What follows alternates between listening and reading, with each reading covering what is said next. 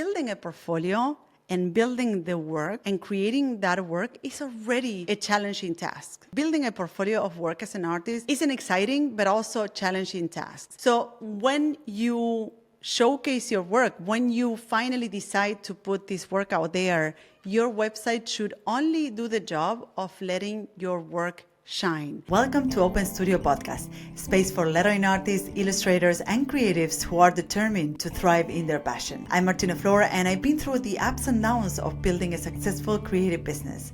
From struggling to make ends meet to achieving my dream of becoming an award-winning lettering designer, I've learned valuable lessons along the way. Now, I'm here to share those lessons, strategies, and tips so that your journey can be smoother. Whether you're looking to turn your passion into a career or want insights to boost your creative business, this podcast is your guide. Join me on the Open Studio Podcast and let's make your creative dreams a reality.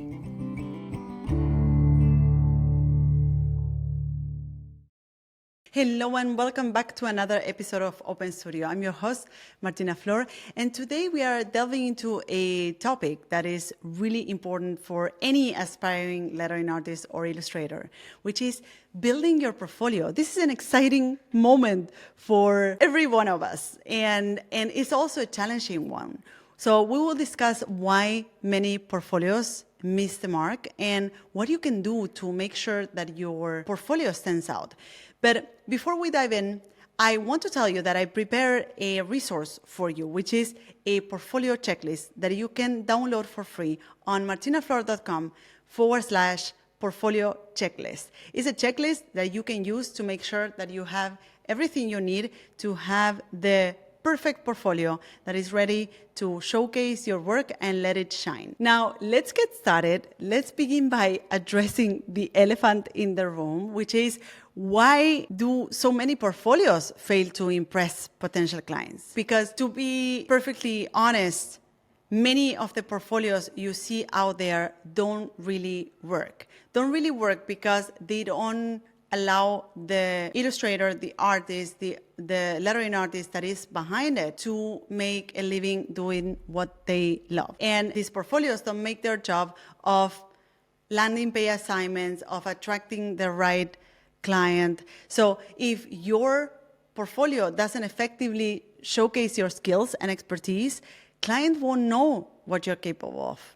And they won't hire you. If they don't know that you're capable of doing the job and delivering, they won't hire you. And this is why it is so important to craft a portfolio that not only showcases your work, but also make the job of landing those paid assignments and connecting you with the people you want to work with.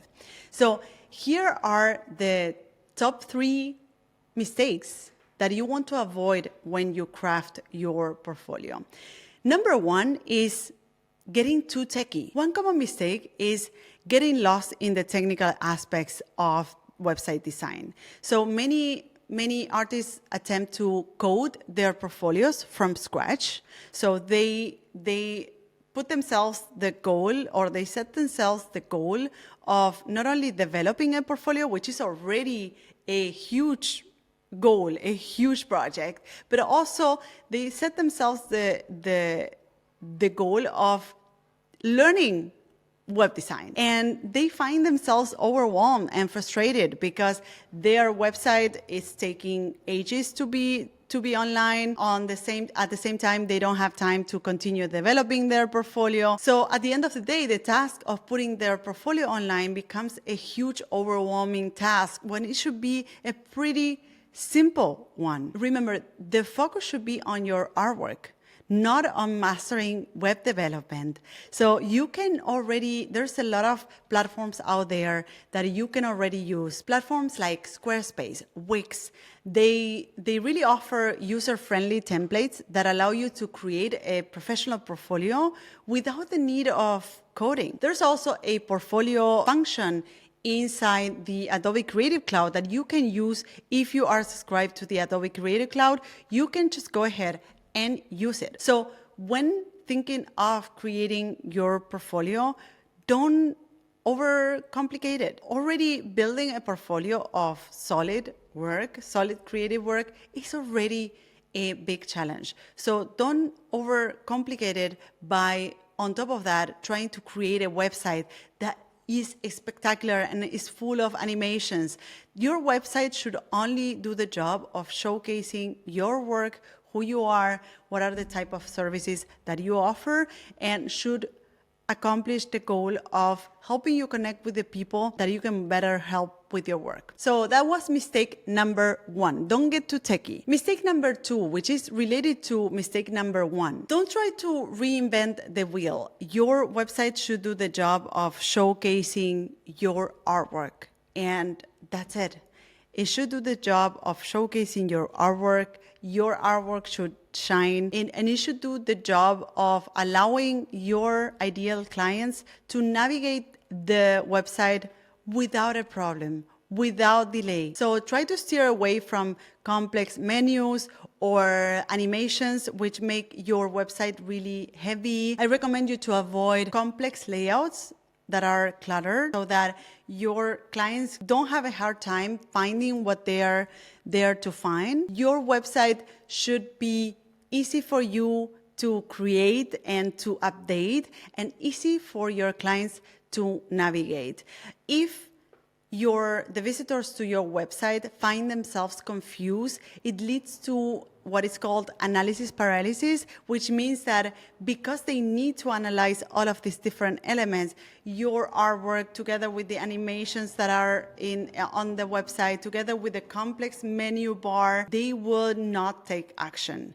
This is exactly what you don't want. You want your clients or anyone visiting your website to take action by contacting you, by hiring you. So I want you to keep it simple, clean, and really easy to navigate. Some of the best portfolios I've seen out there make a great job at letting the artwork shine. And you don't even realize that you're on a website because everything is so intuitive and easy to navigate and clean and clean from special effects, that the artwork really shines. And this is where the focus should go. So remember, mistake number 1 to avoid, don't get too techie.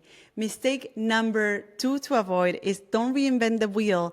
Don't turn your website into an amusement park. It should only showcase your work. And mistake number 3 to avoid is to include everything. Do not include everything that you have ever created.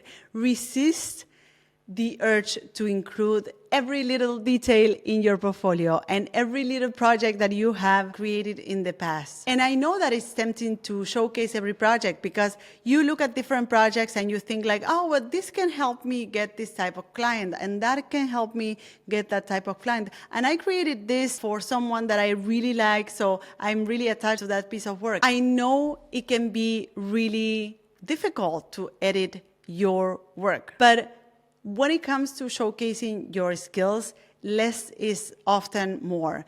Your portfolio should answer 3 key questions clearly. What is the kind of skill set that you have, right? What problem do you solve? Number 2, who can you help better with your work? Who are the people that you can help with your skill set? And how do you solve that problem? How is it to work with you? So these are the 3 questions that you should answer with your portfolio. So to answer the question on who you can better help with your work, then you need to focus on your audience. What is the people and the brands and the agencies you're catering for?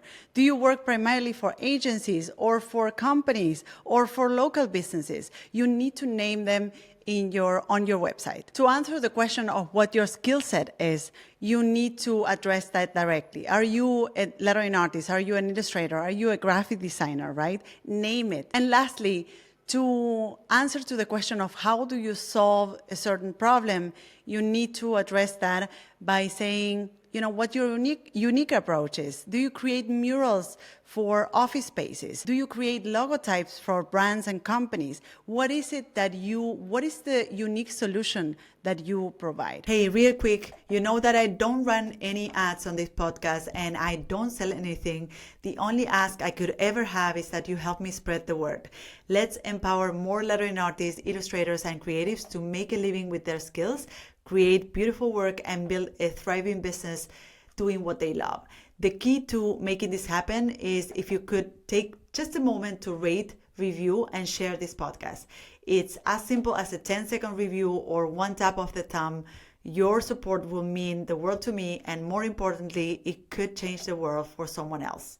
Now, back to the show. So now that we have identified the pitfalls, let's make sure that your portfolio hits all the right notes. So here's a handy checklist. And remember that I have prepared a checklist for you to download on martinaflor.com/portfolio checklist. You can download it for free. It will be really helpful in terms of understanding what are the things that your portfolio needs to have. And you can go ahead and download it for free on martinaflor.com/portfolio checklist altogether. So let's go down the checklist of what your website or what your portfolio website needs to have.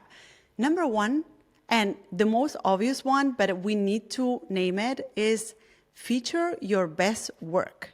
Not everything you have created, you want to curate your work. You want to include only the work that will bring you more of that work. You want to feature the kind of work you want to get more of. You don't need to show everything that you have ever created. Just select a few pieces that really showcase what you're capable of and what your skill set is. Number two, clearly define who you serve, the problem you solve, and how you solve it. So remember, audience, your skill set. So what is your skill set? Are you a lettering artist? Are you an illustrator? And how do you solve it? What is that service that you offer? What is your unique approach? Number three, highlight your services and products. So you need to clearly state what is it, what are the different things that someone that comes to you can hire you for. If you're a lettering artist, do you create murals and also artwork for magazines and also this and that? You need to list it on your website. What are the kind of services and products that you offer? Number four, include an about section with a brief bio, your credentials, and very important, a professional photo. I know you must be saying like, well, obviously, Martina, I will include a photo, but you will be surprised of how many portfolios are out there and have no photo of the artist. And nowadays it's such an important part of connecting with clients because everything happens remotely. We will often be hired by people that are sitting on the other side of the world, and they need some sort of proof of the fact that you are a real person. And by including a photo, you can already create a lot of trust by showing a photo of yourself, by showcasing, by showing yourself and saying, hey, this is me. This is the person who is behind the work. This is really a very easy way to create trust with the client. So don't forget to include a photo. This is very important. And lastly, don't forget to include a bio. And when I say bio, it's not just a one-liner. You will want to include a little bit of your story and why do you do this and why you do this and not other things. Remember that people that work with you and that will hire you will connect with you for a myriad of reasons. Of course, they will connect with you because they resonate with your work and the work that you do suits the project, but also because you have a certain story. And because you are connected to your work in a certain way, you will be surprised of what are the things that resonates with clients that prompt them to hire you down the road. So don't forget to include your story, to tell a little bit about your experiences. What are the people that you have worked for? What are the things that you support? And also include credentials. Number 5, you want to include testimonials from clients. I always say that there's no better way to speak about yourself than having other people speaking well about you.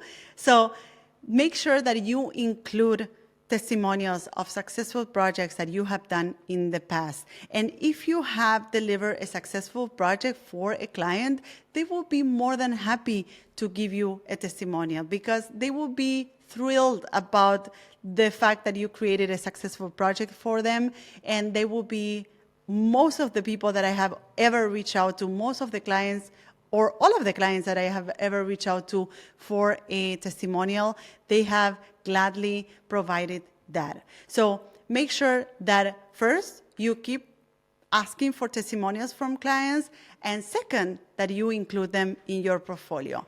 If a potential client visits your website and sees and reads that other clients like him or her have had fruitful experiences with you, they will assume that they will have a happy experience as well. And the possibilities or the chances to hire you are a lot higher. Number 6, provide them clear instructions on how to work with you and include a contact form or a booking option.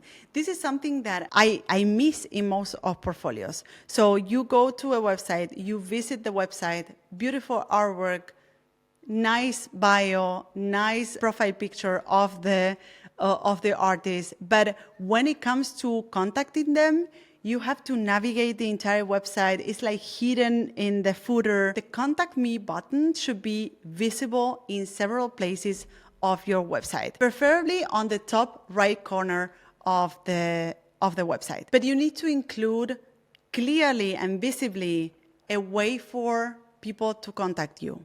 If they are not finding the button to contact you, if they don't find your email right away, they will probably steer away from your website. So facilitate that for your visitors. Include a contact button and a contact form. Lastly, and number 7, don't forget the most important element, which is adding a call to action. A call to action is calling the visitors to take action.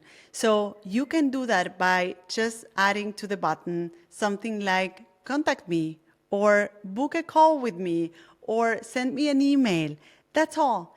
You need to tell them what to do next. After they visit your website, after they see how beautiful your work is and how amazing you are, tell them what to do next. And remember, you can download my portfolio checklist from the link in my show notes, but also by going to martinaflor.com/portfolio checklist.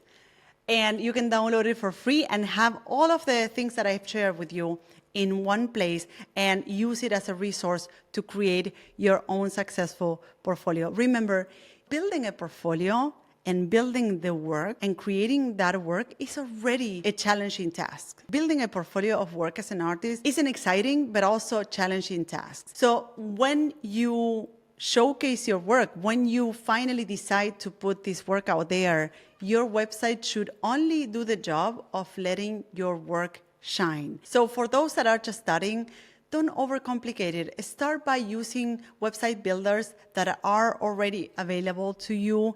And remember to include all these elements that are also important about your profile as an artist.